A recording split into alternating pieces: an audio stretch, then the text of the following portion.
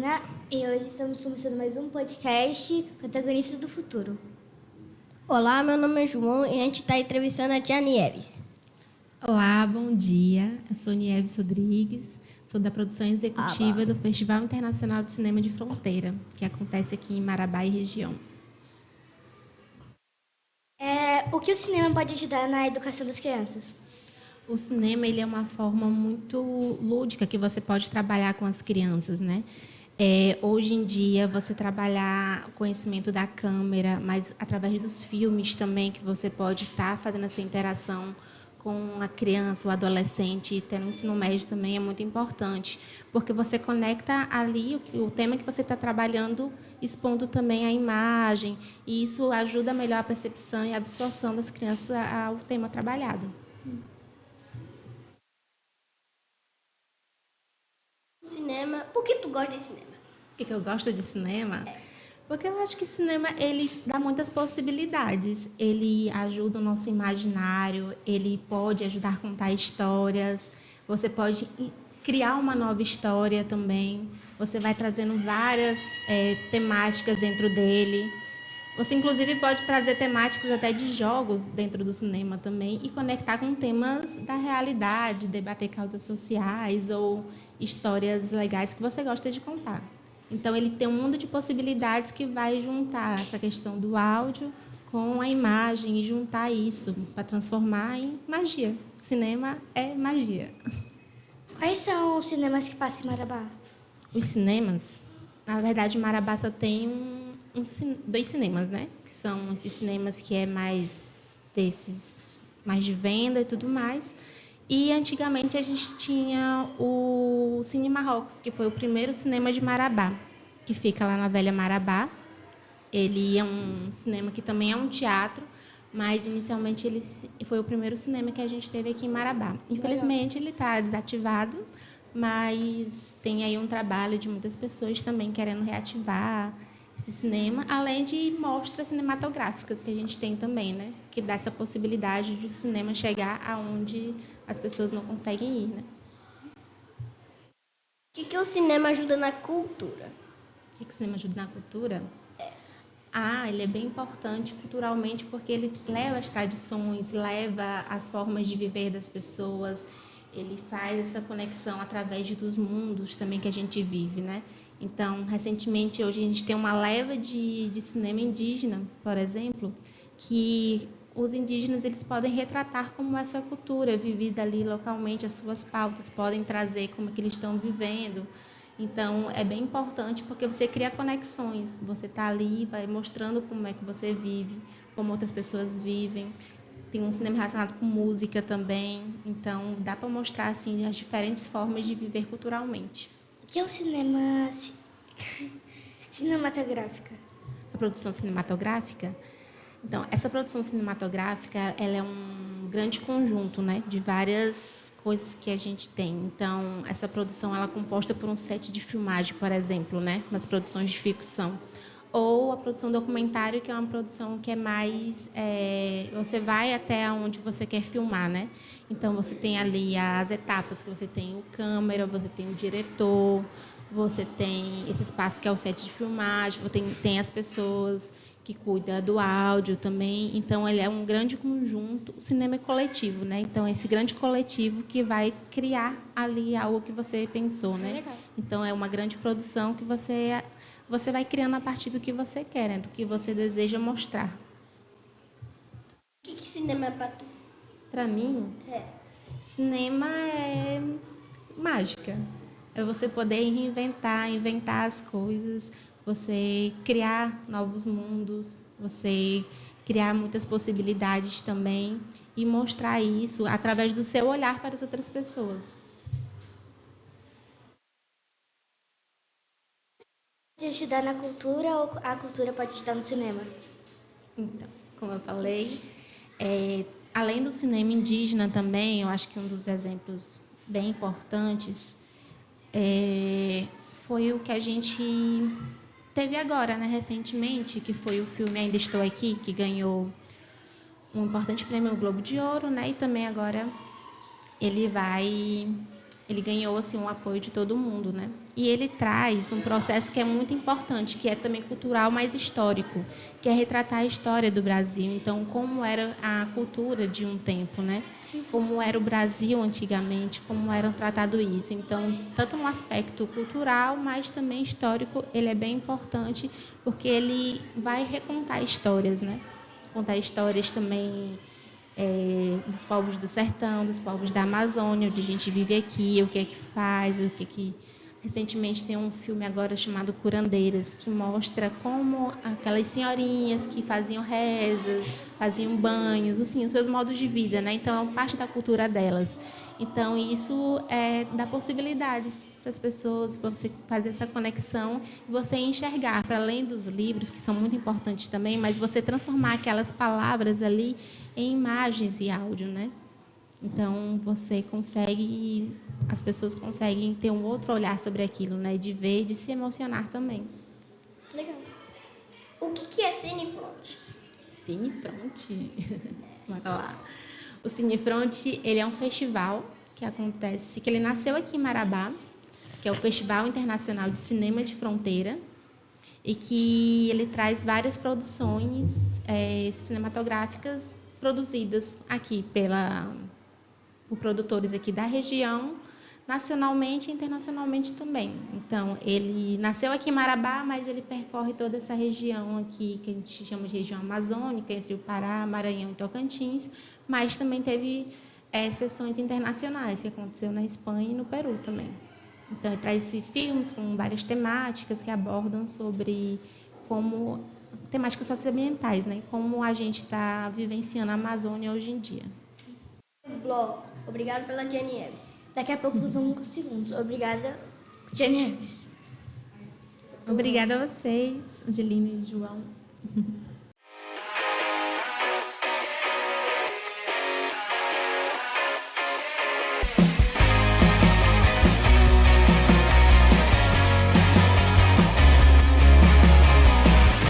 Olá, meu nome é Valentina e hoje vamos continuar o podcast do segundo bloco do Protagonista Futuro.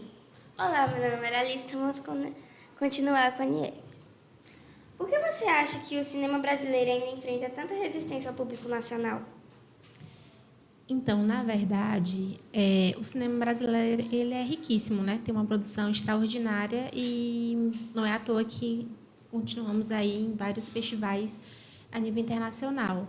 Entretanto, o povo brasileiro, assim, em sua grande maioria, o que ele tem acesso com mais facilidade são as produções feitas em Hollywood, por exemplo, né? São filmes de super-herói, filmes da Netflix, é isso que está ao seu alcance.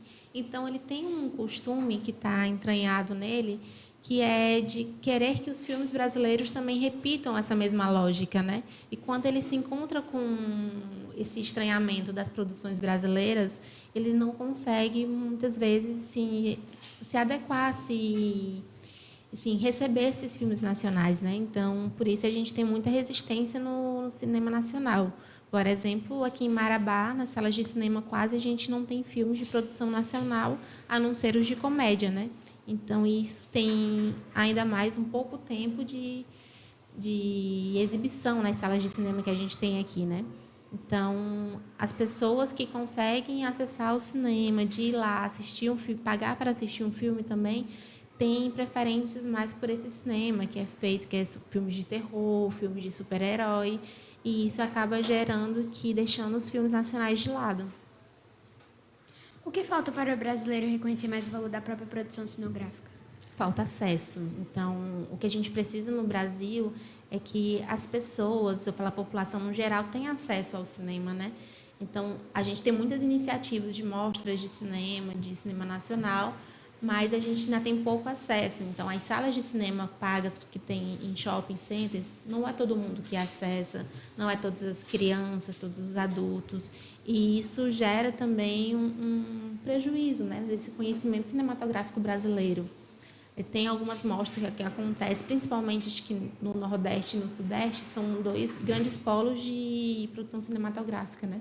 Então, ali a gente ainda tem mostras que levam às escolas, que levam às universidades, mas ainda assim é pouco para a gente poder ter um maior acesso e a gente ter esse reconhecimento do cinema nacional. Os principais desafios enfrentados por quem quer seguir carreira no audiovisual. Então, o maior desafio ainda, eu acho que essa questão de incentivo, né? Incentivo que eu falo a partir também do governo federal, das políticas públicas que incentivem a esses profissionais a estarem atuando, ter mais disposição de editais que possam financiar também, né? Financiamento é muito importante, porque o audiovisual ele é um mercado muito caro.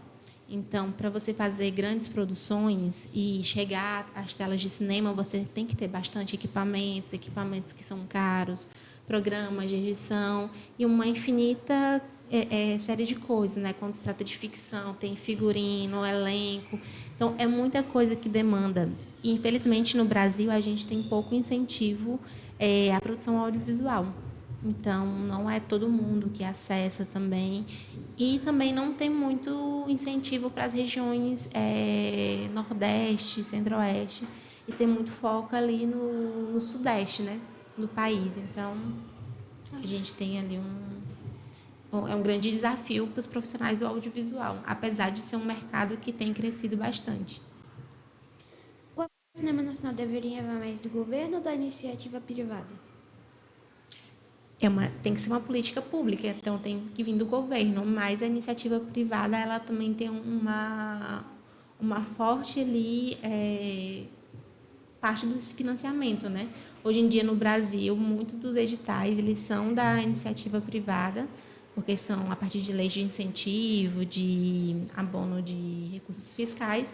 Então a gente tem recentemente algumas leis que é de incentivo do audiovisual e do cinema, mas ainda são poucas, né? Porque é um mercado que tem crescido bastante, principalmente quando a gente fala de cinema, dessas produções, mas ainda não contempla, principalmente todas as regiões do Brasil.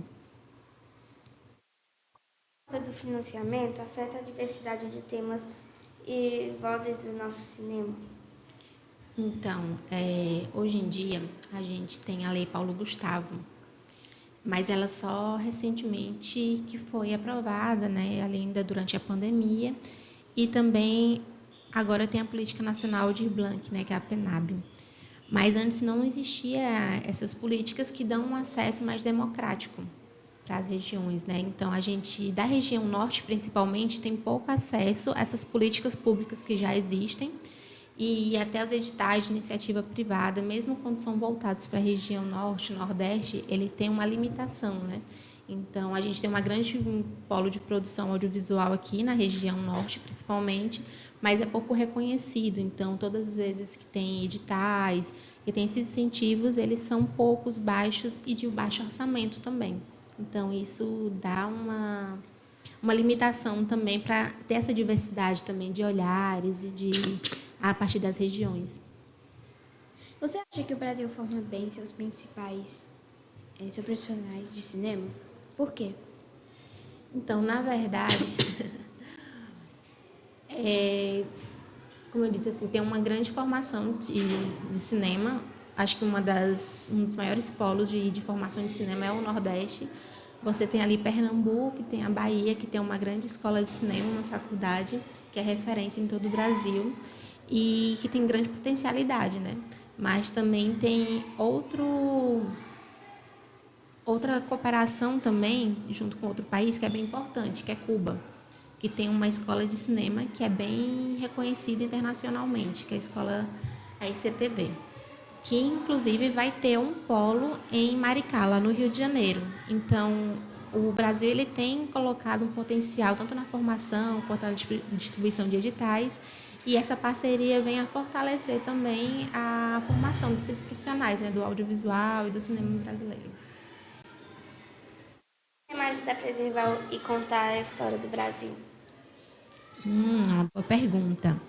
Acho que vamos trazer um exemplo bem recente, né? Que é o filme Ainda Estou Aqui, que ganhou, o Fernando Torres ganhou o Globo de Ouro. E esse é Ele conta uma parte da história do Brasil, né?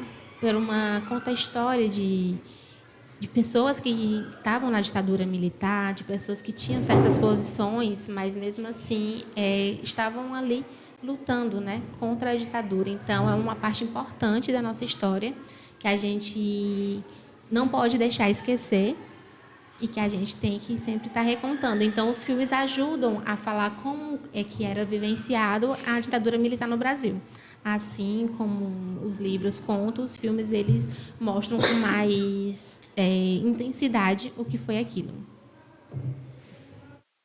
O cinema pode ter alguma ferramenta de educação histórica nas escolas? Sim, acho que é exemplo desses filmes que são produzidos, que contam tanto a história na perspectiva da ditadura militar, que acho que a gente tem um grande acervo aí de filmes que contam, mas também que contam outras partes, contam o Brasil colonial, como o filme da Rainha Carlota, se não me engano, mas também tem a história indígena também, que os próprios indígenas contam suas versões a partir de como foi a construção desse Brasil colônia até os dias de hoje também, e como foi essa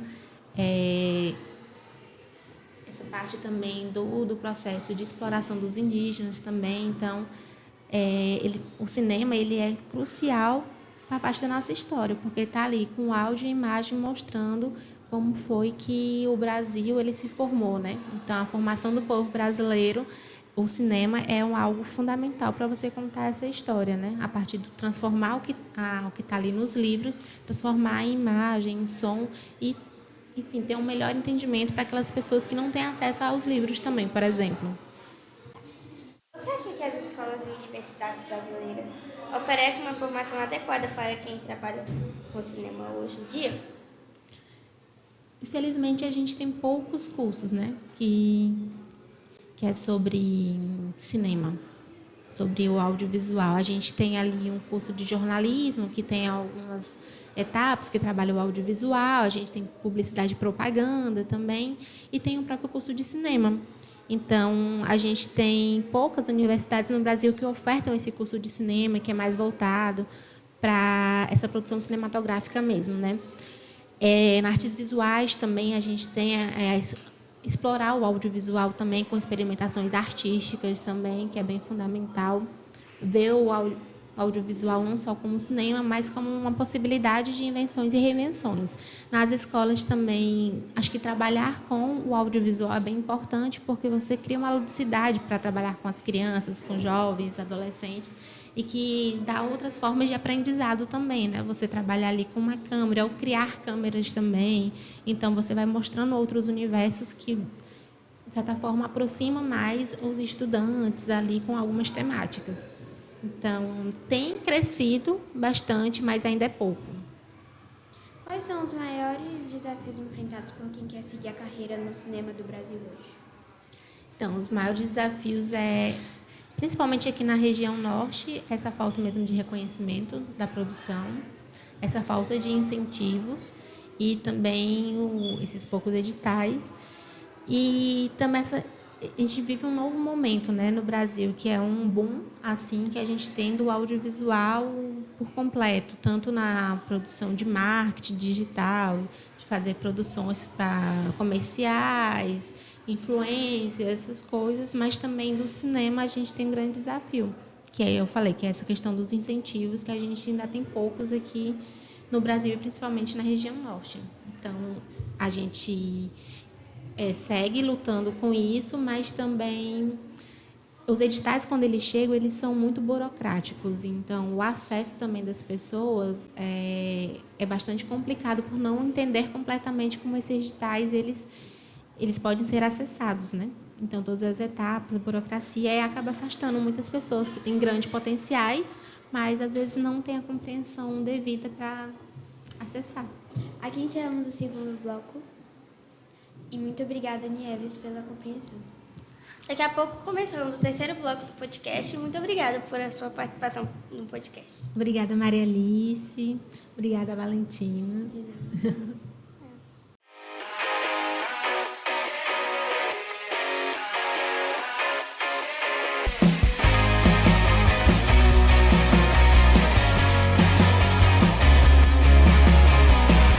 Olá pessoal, eu sou o João e nós retornamos ao terceiro bloco do podcast Protagonistas do Futuro. Olá pessoal, eu sou a Júlia e nós voltamos aqui no terceiro bloco com a Nieve para falar mais sobre o cinema brasileiro. Então, qual que é a parte que mais inspirou a senhora para querer trabalhar nessa área? Primeiramente, bom dia, Júlia Eduardo. Então, a minha maior inspiração, na verdade, desde pequena, eu gosto muito de assistir filmes. E ali com meus primos, a gente sempre tinha muito essa aproximação, né, com a fotografia, com os filmes também. E o cinema, para mim, sempre foi uma possibilidade de a gente contar as histórias, né, contar a nossa história, numa perspectiva mais coletiva, né, não uma história pessoal.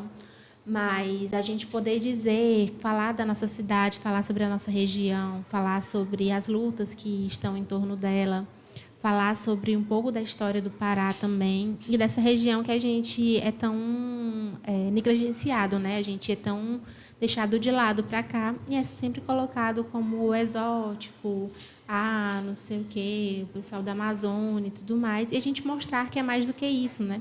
Que a gente tem pessoas aqui que constrói várias coisas, que tem muito potencial, que tem muito profissionalismo e que estão à disposição aí para fazer qualquer tarefa e qualquer profissão também que desejar, né? E o cinema é uma delas. Dizer que é possível a gente fazer, que a gente tem essas condições, possibilidades e muita criatividade para estar aí construindo o cinema, tanto quanto as pessoas da região sudeste também. E como funciona o seu trabalho? Então, eu sou produtora executiva do Cinefront, que é o Festival Internacional de Cinema de Fronteira, que acontece aqui em Marabá. E a produção executiva ela é responsável por executar, né? Então, é meio que liderar toda uma equipe para que tudo aconteça. E estar em diálogo permanente com os curadores do festival e todos os outros produtores também, que não sou só eu, né?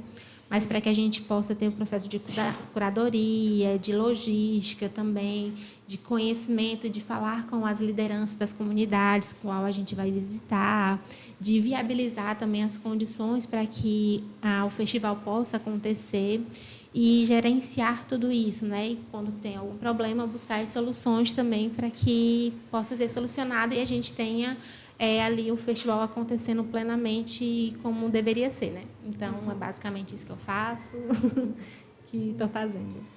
Como que a senhora acha que o cinema brasileiro pode ajudar com essas crises de falta de desemprego que está tendo no Brasil hoje em dia? Então, hoje em dia, o mercado audiovisual, na verdade, ele tem crescido bastante. E muito por esse boom das redes, da internet, essa produção mais em tempo real. Então, hoje em dia, a gente tem muitas possibilidades de trabalhar fazendo coberturas e tudo mais, mas também aqui na região tem crescido essa produção cinematográfica, né? Marabá, por exemplo, com ali o apoio da Lei Paulo Gustavo, então cresceu bastante a produção cinematográfica aqui da nossa cidade. E a formação profissional ela é essencial para que a gente possa também crescer também nesse mercado, né? E que dê a possibilidade, principalmente aos jovens, né, que possam se formar na área, ter conhecimento técnico para poder estar trabalhando aí e gerar novos empregos também. Sim. E de que forma o governo pode apoiar o cinema brasileiro? Então, com mais políticas públicas e com mais incentivo, né? Então, direcionando recursos que possam... Já tem leis, então, tem Lei Rouanet, a gente tem a Lei Paulo Gustavo, a gente tem a Política Nacional Aldir Blanc, que é de incentivo à cultura, né? E todas essas leis não bastam que ela exista. Precisa que o governo redirecione recursos para que possa incentivar e abrir muito mais vagas para concorrer a esses editais, né? Hoje em dia, a gente tem aqui, essas políticas elas são implementadas a nível estadual e municipal, e Marabá está dentro desses municípios que recebem esses recursos, né? Então, que pode ser acessado por aquelas pessoas. Mas também precisamos que tenha mais formações em questão da elaboração dos projetos e que possa também ter um entendimento desses editais, né? Que eles possam ser mais democráticos também, que tem muitos requisitos e que as pessoas hoje em dia não conseguem ter o pleno acesso como deveriam. Tia, na sua opinião, Como que o seu emprego pode, assim, pode abrir mais portas para as pessoas, podem ajudar a salvar vidas? Então, o Cinefront, ele é para além de um festival, de uma mostra audiovisual, né? Ele também promove junto formação profissional. Então, recentemente a gente teve uma formação de acho que quase 50 pessoas que se formaram em diversas áreas do cinema, desde a elaboração de projetos, edição e montagem, direção de fotografia. E isso qualifica os profissionais, né, a poderem se destacar nesse mercado e vai promovendo também mais integração. A partir do cinema também, nessas mostras que vai sendo realizadas, que é aqui nas escolas públicas de Marabá, em aldeias indígenas, em assentamentos, acampamentos nas zonas rurais. Então, vai mostrando a possibilidade para aquelas pessoas que desejam, né, entrar nesse ramo do audiovisual para poder conhecer cinema e fazer cinema. Para além da juventude, mas toda aquela pessoa que deseja e tem esse anseio de fazer cinema, a gente mostra que é possível. E como a formação profissional contribui para o desenvolvimento do cinema brasileiro?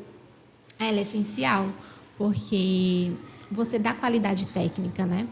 Eu acho que hoje em dia a gente tem exemplos muito claros, assim, que a gente está fazendo, tem uma grande produção cinematográfica, que é em várias regiões do país, principalmente Nordeste, ele tem crescido bastante, e agora a região Norte tem se destacado bastante também nessa produção. Mas para que isso aconteça, a gente tem que ter um acesso mais democrático dessas formações. Então, a Lei Paulo Gustavo, ela também tem ali um dos editais delas, é voltado para essa formação profissional. Então, não só o Cinefront, mas tem várias outras também, produtoras e fazedores de cinema, que têm se dedicado também a fazer cursos de formação para a juventude de periferia, para aqueles que já fazem audiovisual, mas querem se aprimorar. Então, isso tem elevado, inclusive, o conhecimento técnico para além dos cursos formais, né? Então, dá mais possibilidades para as pessoas estar ali se qualificando. A senhora acha que, assim, falou do governo, né? A senhora acha que se o governo paraense investir mais um pouco, o nosso cinema local pode chegar a nível do cinema, assim, de fora, do Sudeste, do Sul? Ah, com certeza. Acho que tudo passa por esse incentivo, né? E por dar essa prioridade também. O investimento não só no cinema, mas na cultura, ele é fundamental, porque você tem que ter um repertório bem amplo também da cultura, né? Então, você saber o que você quer fazer, você saber o que você quer filmar, que história você quer contar, que história você quer criar, né? Porque o cinema ele pode ser tanto documental, mas também pode ser filmes de ficção, e a gente tem total condições de se qualificar para isso, mas o que falta é só os investimentos aqui, principalmente do Estado, com políticas públicas que coloquem também as pessoas com mais acesso à cultura, né? Porque se a gente não tiver o acesso, a gente não tem como se destacar e chegar a outros níveis, né? Aí do cinema nacional e até internacional. Aqui a gente já teve gravações de um filme nacional, que foi Pureza. Então, foi gravado com artistas nacionais. A Dira Paz, que é uma artista paraense, ela esteve aqui, então teve um grande destaque, um grande olhar também para essa região, né? É um filme muito importante, que ele mistura a realidade, mas também com um processo ficcional, e que isso, inclusive, impulsionou que mais pessoas pudessem estar chegando, né? Isso foi a partir de uma iniciativa, mais de movimentos sociais, com outras iniciativas privadas também.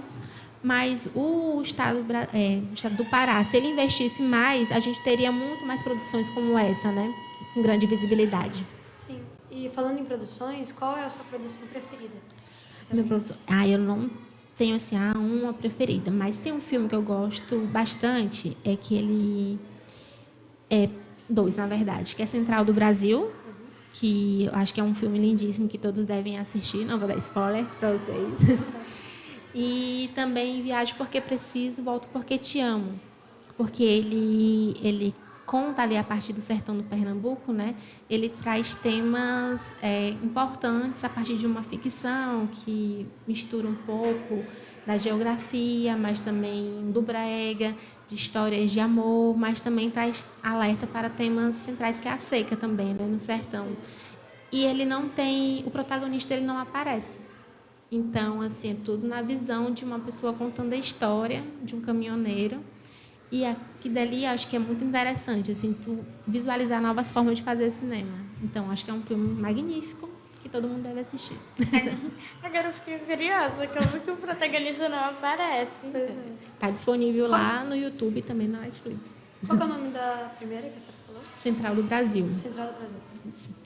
Também é um filme lindíssimo que vocês devem assistir, que é a história de uma senhora e de um meninozinho também, e que vai, enfim, contando a história a partir da Central do Brasil, né, que é uma das maiores estações que a gente tem no Brasil e que vai falando esse encontro também de gerações, do acesso também à leitura.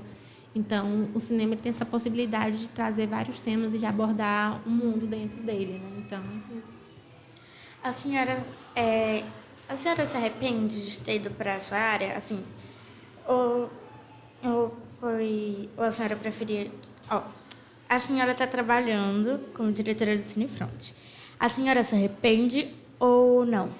não, eu acho que eu gosto muito do que eu tenho feito e trazer, assim, junto com o Cinefront, assim, mais, como eu falei, é mais do que levar os filmes, né? Mas ter esse contato e levar as possibilidades das pessoas de terem acesso, né?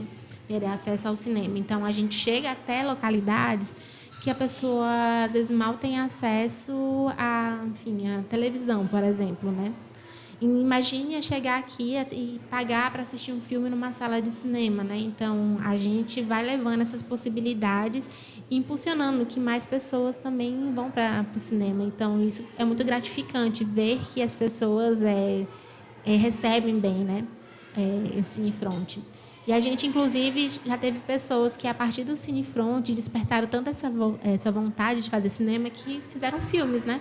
Então, a gente vê que dá muitos resultados, as pessoas gostam mesmo e querem participar. Então, é sempre bom estar nesse festival que já tem 10 anos, que ele acontece aqui no Sudeste do Pará.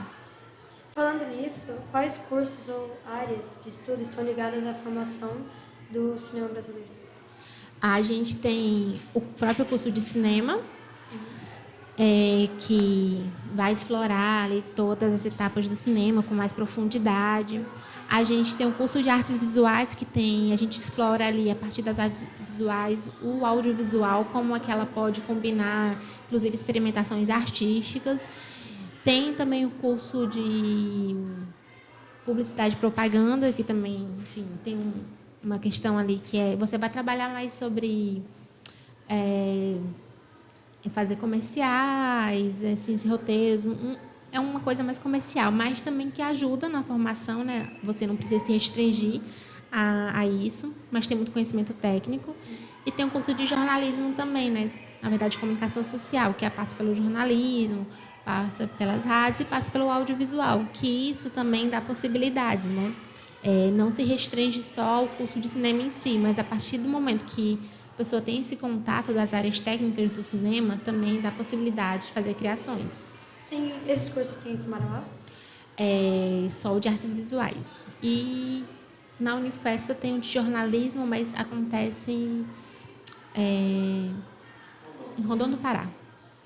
Esse de artes visuais é feito pelo município? É feito pelo governo federal, na Universidade Federal do Sudeste do Pará, Unifesp. Inclusive, eles recentemente fizeram 2 produções cinematográficas sobre a Serra Pelada. Na sua opinião, assim, como que o cinema pode ser considerado arte? Eu acho que, como ele pode ser considerado, quando você entra num set de filmagem, quando você pega numa câmera, você já vê ali, acho que a arte acontecendo, né?